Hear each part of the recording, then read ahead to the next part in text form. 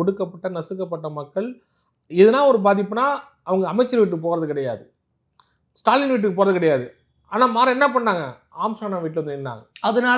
அதனால என்னன்னு சொன்னால், ஏன் சொல்ல வரேன்னு சொன்னால், மெட்ரோ ரயில் இல்ல அதனால யாருக்கு பாதிப்பு, யாருக்கு அதை சொல்ல வரேன். அதனால என்ன சொன்னா, யாரு அண்ணனை கொலை பண்ணா, இல்ல இருக்குங்கிற மக்கள் புரிஞ்சுப்பாங்க. அதான் சொல்றேன். ஒண்ணு இந்த மக்கள் பாதிப்புன்னு சொன்னா ஆளுங்கட்சி சேர்ந்த நம்ம அமைச்சர் வந்து பார்க்கணும். இன்னைக்கு ஆளுங்கட்சி திமுக இல்ல. இப்ப இந்த ஆம்ஸ்ட்ராங் தலையெடுத்த பிறகு சொல்றேன் நானு, தலையெடுத்த பிறகு சொன்னா, ஏன்னா அதுக்கு முன்னாடி இது மாதிரி சம்பவம் இது ஆளுங்கட்சிக்கு தான் தொடர்பா, திமுகவுக்கு தான் தொடர்பா? நேரடி நாங்க சொல்றது ஆளுங்கட்சி தான் தொடர்பு இருக்கு. ஆனா தமிழ்நாடு பகுஜன் சமாஜ் கட்சியோட தலைவர் ஆனந்த் அவர்கள் என்ன சொல்றாங்கன்னா, திமுக தான் அந்நியாரை இயக்குது அப்படிங்கிறாங்க. ஆம்ஸ்ட்ராங் அவருடைய மனைவிய அந்நியார் அவர்களை திமுக இயக்குது அப்படின்னு சொல்றாங்களே, அப்புறம் எப்படி இப்படி ஒரு குற்றச்சாட்டு ஆனந்த் அவர்கள்? நான் சொல்றோம், ஆனந்தே திமுக தான் சொல்றோம் நாங்க. இது புதுசா இருக்கு இந்த குற்றச்சாட்டு. புதுசு இல்ல சார், அவரு பிஎஸ்பிக்கும் அவர் சம்பந்தமே கிடையாது. அப்புறம் எப்படி பிஎஸ்பி கட்சியோட தமிழ்நாடு தலைவரா இருக்காரு? அண்ணி அந்த மனநிலையில அண்ணன் இறந்த 3வது நாளே வந்து ஏன்னா மாயாவதி அம்மா வந்து அறிவிக்கணும், எலெக்ஷன் கமிஷன் கழித்து போட்டு கொடுக்கணும். அண்ணன் சாகரத்துக்கு அன்னைக்கு விடிகால லக்னோ போகிறது எதுக்காக, மாயாவதி அம்மா வந்து சைன் பண்ணி எலெக்ஷன் கமிஷன் கொடுக்கறதுக்காக.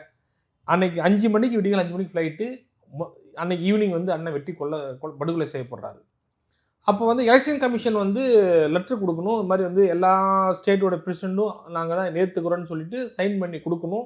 கொடுத்த எலெக்ஷன் கமிஷன் தேசிய தலைவர் அங்கீகரிப்பாங்க. அதனால் அவசர கட்டத்தில் உடனடியாக வந்து தலைவர் நியமிக்க வேண்டிய கட்டாயம் இருந்ததுனால அந்நியார் அந்த மனநிலையில் வந்து இல்லை எனக்கு தலைவர் பொறுப்பு எனக்கு வேணாம், எனக்கு ஏன்னா எங்கள் வீட்டுக்காரன் அரசியலாக என்ன படத்தில் நீ பௌத்தத்தை தான் ரெடி பண்ணார், நான் பௌத்தத்தை தான் பார்க்கணும் அப்படின்னு சொல்லக்குள்ள, அப்போ ஆனந்தே இல்லை நான் இருக்கிறேன், நான் அட்வொகேட்டாக இருக்கிறேன், நான் அண்ணன் வழக்கை பார்த்துக்கிறேன், இந்த பொறுப்பு எனக்கு நீ கொடுங்க, நான் உண்மையாக இருப்பேன் அப்படின்னு சொன்னதுனால அந்நியார் அந்த சமயத்தில் கை காமிக்கப்பட்ட நபர் தான் ஆனந்த் அவர்கள். அந்நியார் அவர்கள் ஏன் ஆனந்த கை காட்டணும்? அவருக்கும் பகுஜன் சமாஜ் கட்சிக்கு சம்பந்தமே இல்லை நீங்க சொல்றீங்க. அப்படி இருக்கும்போது அந்நியார் ஏன் ஆனந்த் அவர்களை கை காட்டணும்? இல்லை, ஏன்னா அப்போ அந்த சமயத்தில் அன்னிகார் நெருக்கமான நபர்கள் ஆனந்த் தான்.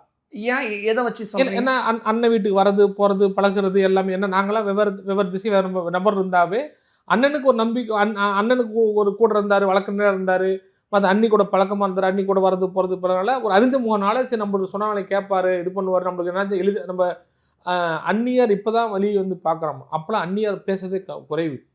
உங்களை பார்த்தோட சிரிப்பாங்கள தான், சிரிச்சுட்டு வீட்டுக்குள்ளே போயிடுவாங்க, வெளியே வந்து கூட பேச மாட்டாங்க. அப்படி இருந்த நபர்கள் தான்.